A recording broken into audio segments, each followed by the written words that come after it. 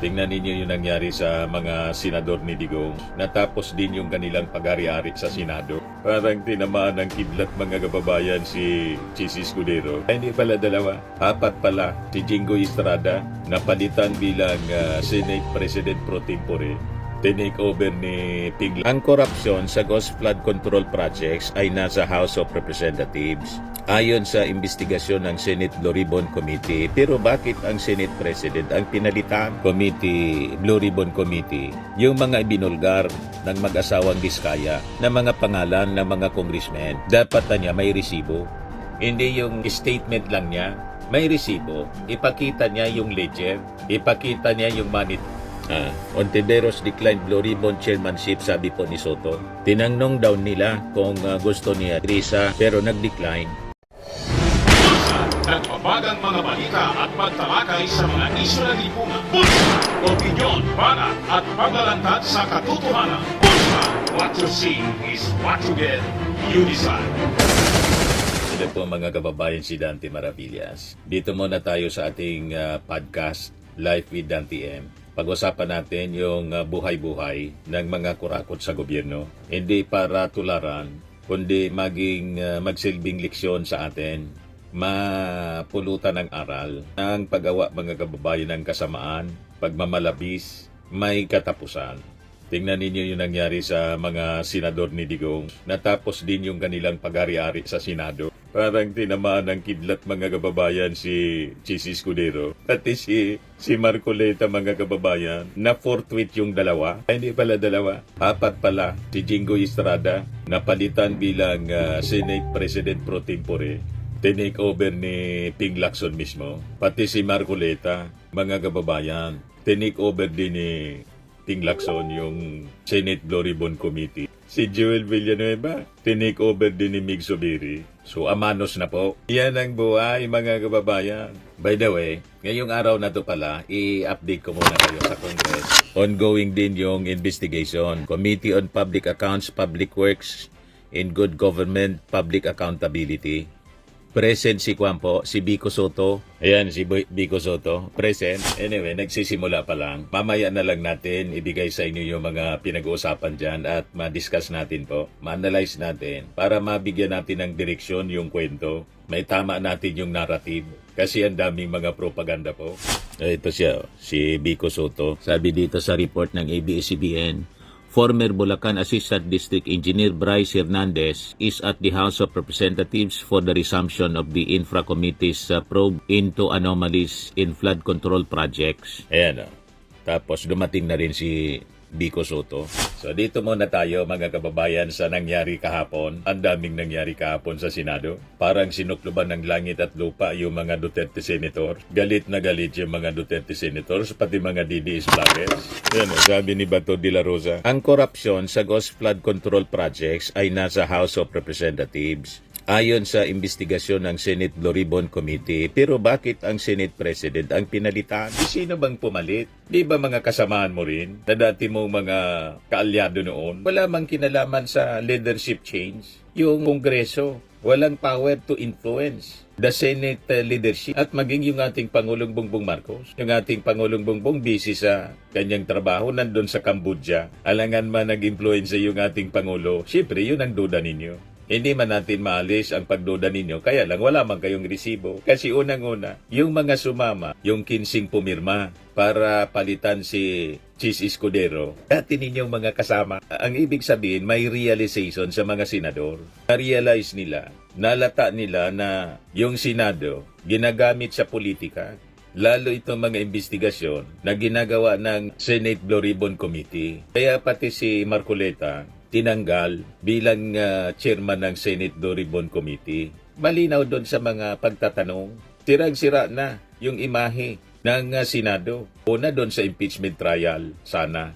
Impeachment case. O diba, 19 kayo. 5 lang yung kumontra sa motion to archive ninyo. Pero ngayon, 15 yung bumoto para palitan ang liderato ng Senado. Ang ibig sabihin, yung mga dati ninyong kasama, may realization, sirang-siraan na niya. Lalo't may mga senador na sabit dito sa mga issue ng flood control anomalies. Pero malinaw na yung mga senador, ginagamit yung Senate Blue Ribbon Committee para pagtakpan yung kanilang involvement. Malinaw dun sa pagtatanong ni Jingo Estrada na kasama nun ninyo ngayon sa minority. May mga senador niya na tumanggap, inisa-isang tinanong. Pagkatapos, yung sagot ng mga contractors, wala niya. Sabi ni Marcolita, safe ka na niya.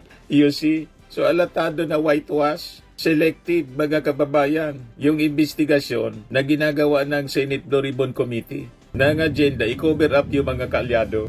O tanggal kayo ngayon, tanggal si Marcolita. Siya siguro yung pinakamaiksi na senador na humawak bilang chairman ng Blue Ribbon Committee. So yan ang inabot ninyo. Pagkatapos, magrereklamo kang sasabihin mo ang korupsyon sa flood control project sa Congress. Pagkatapos yung tinanggal yung Senate President. Ang nagtanggal ng Senate President, kayo-kayo man lang, ano ang kapangyarihan ng mga congressmen? Alam namin ang atungkulan ninyo si Speaker Martin Romualdez na doon nga po sa testimony ni Diskaya kung paano nabanggit daw mga kababayan yung pangalan ni Martin Romualdez na pag-usapan pala sa inuman man lang. Pinag-usapan na niya sa pag nag-iinuman kami, sabi ni Diskaya, malinaw na name dropping ko. Kaya sabi po ni Ping Lacson, bagong chairman ng committee, Blue Ribbon Committee, yung mga ibinulgar ng mag-asawang Diskaya na mga pangalan ng mga congressmen, dapat niya may resibo. Hindi yung statement lang niya, may resibo. Ipakita niya yung ledger, ipakita niya yung money trail para kung sabi talaga yung mga congressmen tumanggap ang SOP ng komisyon dito po sa mga anomalous flood control projects. Talagang dapat na makasuhan at makulong. Yan ang objective ng ating Pangulong Bongbong Marcos. Sabi dito sa report ng Abante News, hindi umano dapat basta-bastang hatulan at sampa ng kaso ang mga sangkot na individual sa listahan ng mag-asawang kontraktor na sina Sara at Curly Diskaya. Binigyan ito ng bagong talaga na Senate President pro tempore, Ping Lacson, sa interview ng mainstream media. Ayon kay Lacson, na pamumunuan na rin ang Senate Blue Ribbon Committee, kapalit ni Senator Rodante Marcoleta, pag-aaralan niya ang mga nagdaang pagdinig ng committee kaugnay ng investigasyon sa anomalya ng flood control project. Kasi selective po sila. Doon pa lang sa timeline, may mali na po. Sabi ni Diskaya po, nagsimula silang tumanggap ng mga pumasok sa mga flood control projects 2016. Pero ang focus ng investigasyon nila mula 2022 to 2025 lang. Anong klaseng investigasyon yan? Di ba? Selective. Gusto nilang i-shield mga kababayan, yung mga officials ng previous administration. Yan ang malinaw na intensyon ng investigasyon ng Senado. O ngayon, hindi na yan mangyayari sa pamumuno mga kababayan ni Tito Sen na Senate President and ni Ping Lacson as Chairman Committee ng Blue Ribbon. Lahat ito bobosisiin mga kababayan. At si Ping Lacson, isang credible senator kasi consistent siya sa pakikipaglaban sa korupsyon. Yan ang records niya eh. Kasabi dito, sa tulong ng mga miyembro nito, inaasahan naman niyang magkakaroon ng rekomendasyon ng pagsasampa ng kaso laban sa mga sangkot. Kabilang anya rito ang mga kongresista at opisyal ng DPWH na isinawalat ng mag-asawang Diskaya noong Lunes, kahapon, September 8. Ngunit kung mayroon lamang o manong matibay na ebidensya, sabi ni Ping, kasi yung nangyayaring pagtuturo ng mag-asawa, hindi pwedeng ganun-ganun na lang. Kailangan talaga may resibo. Marami nang katanungan parang selective. Hindi po pwede yun. At saka indiscriminate, hindi pwedeng may diskriminasyon na kung sino lang yung gusto nilang ituro, yun ang ituturo at yung iba ililigtas. Hindi naman parehas yun, sabi po ni Ping Lacson. Sa Ping, mga kababayan as head ng Blue Ribbon Committee, magkakaroon tayo na, makakaasa tayo ng fair and just investigation dito sa mga sangkot. Hindi yung intensyon idiin yung mga kalaban nila at iligtas yung kanilang mga kaalyado. You just imagine, arap-arapan na panluloko yung ginagawa nila. Yung mga dapat tinatanong, hindi nila tinatanong. Nakafocus lang sila kay Diskaya. Pero si Lawrence Lubiano, na taga Sorsogon nag-donate ng 30 million na election fund kay Chis Escudero, di man nila tinatanong. Di ba? Si Joel Villanueva, si Bongo, na may link sa mga contractors, inayaan lang nila na magpilato. Tanggal siya ngayon bilang majority leader. Si Mark Villar, na dating DPWH secretary, tahimik lang. Wala man lang magsabi pwede. Senator Villar, maging resource person ka naman. Tinawin mo. Ano nangyari during your time? Wala man lang mag-attempt na ganun. You see? Pagkatapos si Toby Chango, perceive nila na ito niya. Magagamit natin ito kasi galit kay Speaker Martin. Kasi may ambisyon man na mag-speaker, hindi nangyari. Gamitin niya natin para idiin. So in-invite nila, nawala na yung tinatawag na interparliamentary courtesy. So pag Congress pala, pwedeng imbitahin sa Senado. Hindi importante yung interparliamentary courtesy pag congressman. At kaalyado nila, mapapakinabangan nila sa galit pala si sa paggamit ng moro-moro, si Alonto Adjong, Zarzuela na lang. Pero si Bato, ini-invite na magsalita doon sa Quadcom sa 19 Congress. Ayaw, kasi interparliamentary courtesy niya. Ganon sila, ganon ka-defective yung kanilang pananaw sa buhay. Napakabayas, mga kababayan. Selective justice, pang sarili lang. So ginagamit nila yung institusyon sa pang-sariling interes. Kaya yung speech ni Tito Sen, may patama po. Ginamitan pa ng bersikulo, mga kababayan ni Tito Sen. Ito, pakinggan natin yung statement, mga kababayan ni Tito Sen. Thank you, Mr. President. Philippians chapter 2, verses 3 to 4, quote, "Do nothing out of selfish ambition or vain conceit. Rather, in humility, value others above yourselves, not looking to your own interests, but each of you to the interests of the others." O diba? Sa introduction pa lang, mga kababayan, na may Bible reading, mga kababayan, durog agad. Sa Tagalog, mga kababayan, ito yung sulat ni Pablo sa mga taga-Pilipos. Sabi ni Pablo sa mga taga-Pilipos, "Huwag kayong gumawa ng anuman dahil sa paghangad ninyong maging tanya, sa halip bilang tanda ng pagpapakumbaba. Ituring ninyong higit ang iba kaysa sa inyong mga sarili. Pagmalasakitan ninyo ang kapakanan ng iba at hindi lamang ang inyong sarili." Diba? Malinaw na patama sa mga mayayabang, napakayayabang sa Senado, na ang mga ginagawa, mga kababayan, lahat pang sarili, pang sariling interes. Ito ang exact description, mga kababayan, ng mga Duterte senators. Proud na proud sila na tawaging Duterte senators habang sumusweldo sa ating taxes. Napakawalang iya. Imagine, sinisweldohan ka ng mga mamamayang Pilipino, tapos interest ni Sara, interest ng mga Duterte ang pinaglalaban ninyo. Kaya tama itong quotation na binasa, mga kababayan, ni Tito Sen kahapon po. Mr. President, I am deeply humbled and sincerely grateful to the Almighty Father, also to the Senate President Francis Chis Escudero, who administered my oath today, and to you, my esteemed colleagues, who reposed your trust and confidence in me and in my capability to again lead this august chamber at this crucial and challenging time.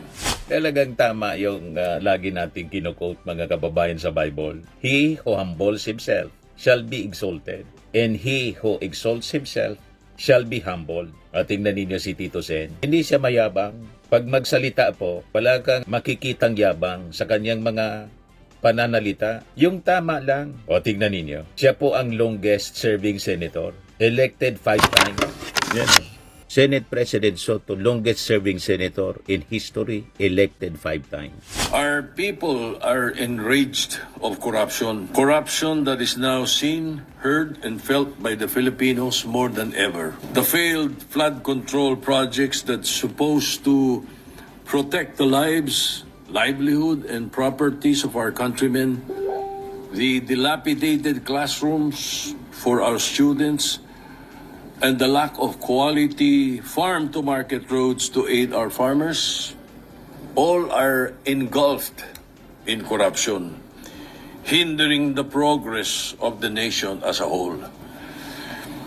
In 2018, the Senate, when I was Senate President, stood in its ground, opposing the unconstitutional realignments made in the 2019 budget. The Bicameral Conference Committee report was ratified. These realignments amounting to 75 billion pesos were vetoed by then President Duterte in accordance to the Senate's appeal and findings.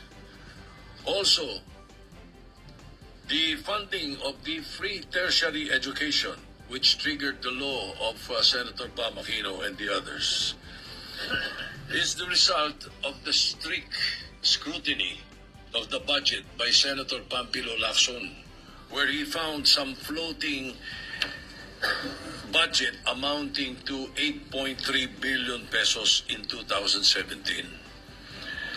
Mr. President, corruption is now perceived by our people to be in the whole of government. But with the political will of those in position and together with the vigilance and clamor from the public, we can fight this and bring transparency and true accountability that our nation deserves. You have gifted me with the honor of being your Senate President the second time around. To reiterate my statement from my previous election, I did not become your superior.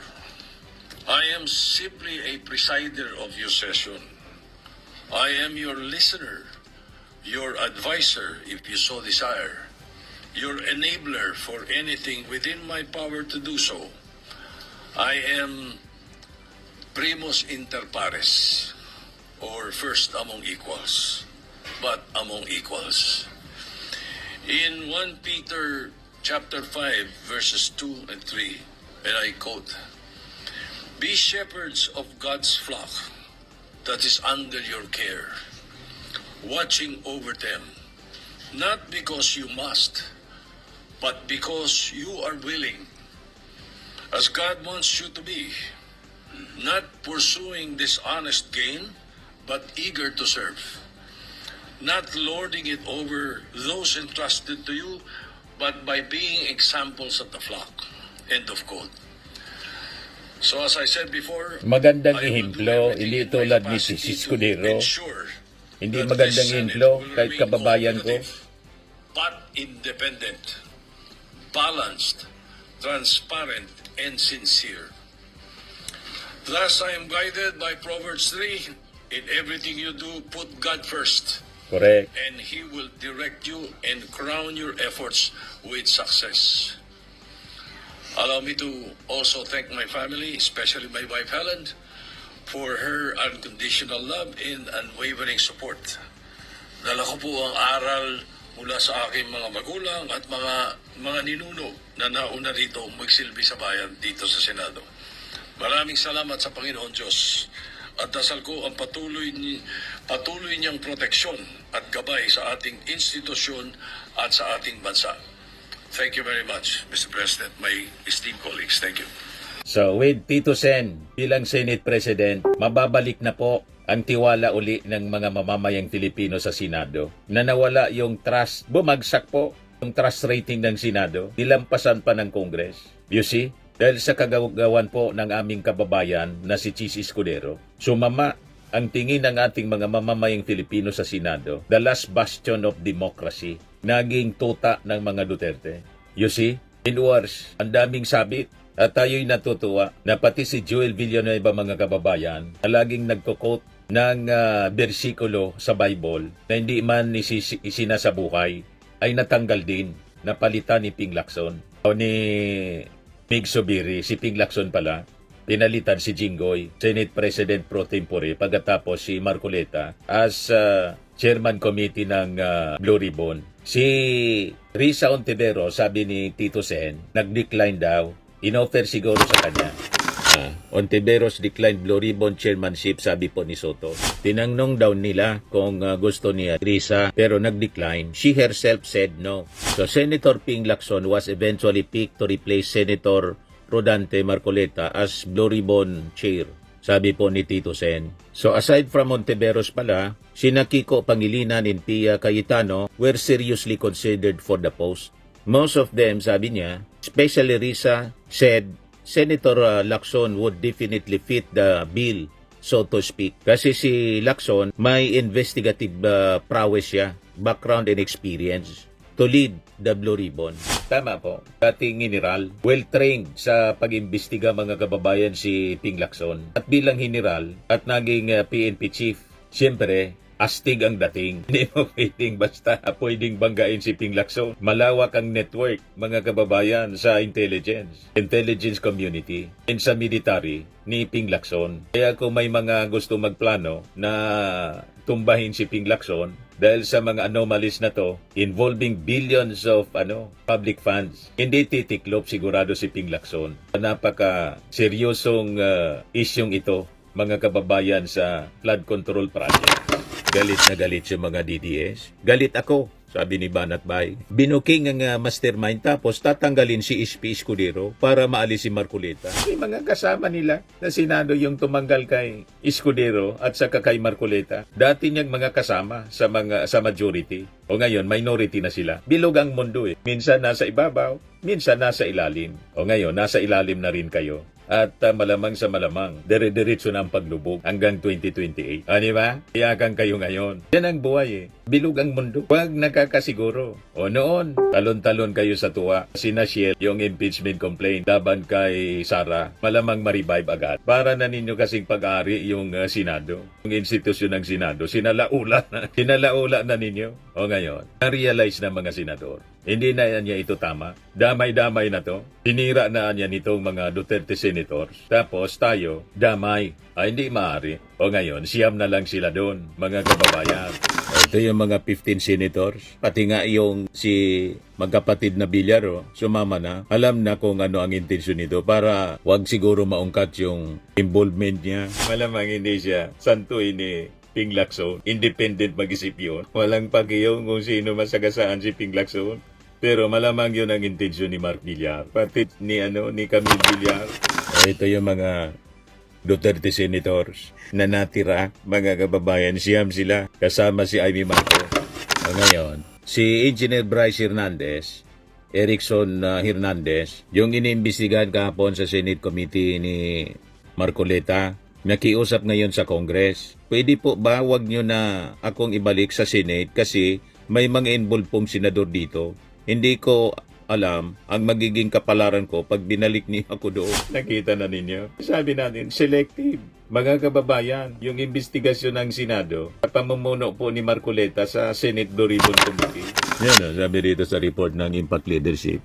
Bryce Hernandez requests not to return to the Senate amid housing hearing. Hernandez, former Assistant District Engineer of the DPWH in Bulacan, asked on Tuesday not to be sent back to the Senate, citing concerns about the senators involved. Earlier, Senate President Tito Soto granted the House of Representatives' request for Hernandez to attend the hearing. Hernandez had been cited in contempt by the Senate Blue Ribbon Committee during its hearing kahapon. Despite the contempt order, Senate leadership allowed Hernandez temporary appearance before the House in recognition of inter-parliamentary courtesy. Security arrangements for Hernandez were coordinated between the Senate Sergeant-at-Arms in the House counterpart. Soto clarified that Hernandez is required to return to Senate premises immediately after his attendance at the House proceedings. Anyway, hindi naman dapat siya matakot. Baka hindi pa siya informed na bago na ang Senate leadership, hindi na si Chis Escudero ang